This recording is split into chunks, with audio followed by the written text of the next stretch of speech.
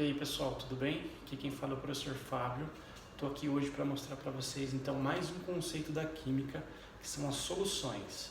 Hoje a gente vai ver então o conceito de solução e alguns tipos e a classificação, tá? Então a gente vai começar falando pelo conceito. O que é uma solução? Solução é toda mistura homogênea onde eu tenho soluto dissolvido num solvente. Ou seja, o que seria esse soluto e o solvente?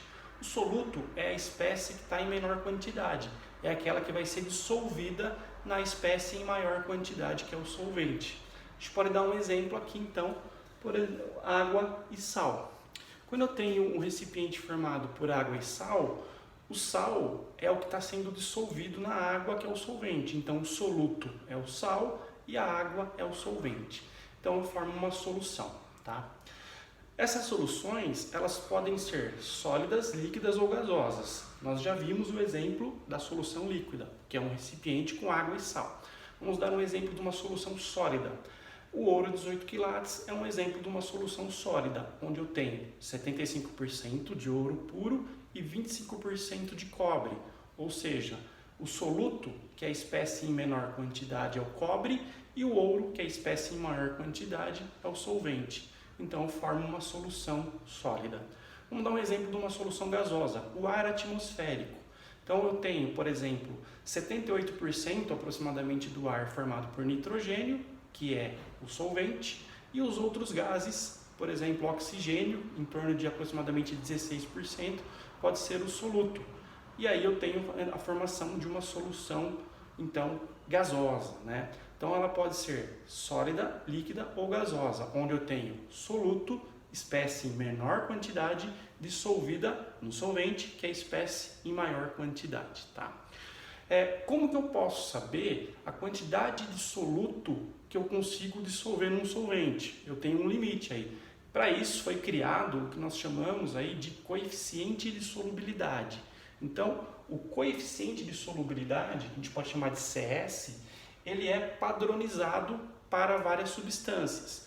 O exemplo que eu estou colocando aqui, o coeficiente de solubilidade do NaCl, que é o sal de cozinha, ele vai depender do quê? Da temperatura que você está trabalhando. Por exemplo, a 0 graus Celsius, eu consigo dissolver 35,7 gramas de NaCl, enquanto em 100 gramas de água.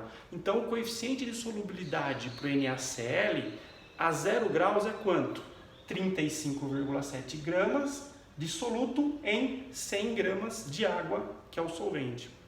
Então é sempre assim que a gente analisa. Esses valores, como eu falei para vocês, eles são fixos. Você consegue procurar esses valores aí na literatura, eles não mudam, eles são experimentalmente então calculados e fixos, padronizados. Como que a gente pode classificar as soluções? Existem 3 classificações para as soluções. Existe a solução insaturada, saturada e supersaturada. Vamos verificar primeiro a solução insaturada. Então, quando eu estou trabalhando a 0 graus Celsius e eu coloco 10 gramas de NaCl em 100 gramas de água, olha só, eu estou colocando a 0 graus Celsius 10 gramas, mas eu sei que quanto que cabe? 35,7. Então, quando eu colocar a quantidade de soluto abaixo do seu limite, eu digo que essa solução ela é insaturada, ou seja, a quantidade de soluto está abaixo do seu limite. É esse primeiro caso aqui. Bom, continuando agora para o exemplo 2 aqui, o exemplo do meio.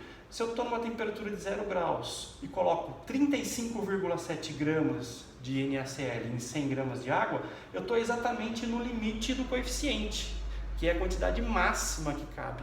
Então, quando eu estou trabalhando nesse limite, no máximo que eu posso dissolver, eu falo que essa solução ela é saturada, ela já saturou. Se eu colocar mais sal do que a quantidade permite, eu vou formar o que nós chamamos na química de corpo de fundo, que é um precipitado. Ou seja, esse excesso de sal ele vai lá para o fundo do recipiente e ele não consegue ser dissolvido. É assim que acontece. Agora, para formar uma solução supersaturada, aí eu vou precisar fazer o quê? Aquecer o recipiente. Algumas substâncias, quando são aquecidas, elas conseguem ser dissolvidas com mais facilidade no solvente, tá?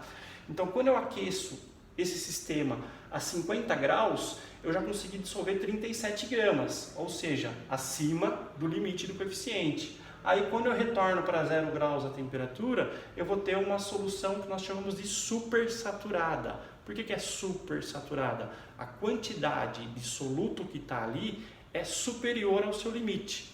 Nesse caso eu tenho um sistema instável, tá? Toda solução supersaturada é formada por um sistema instável.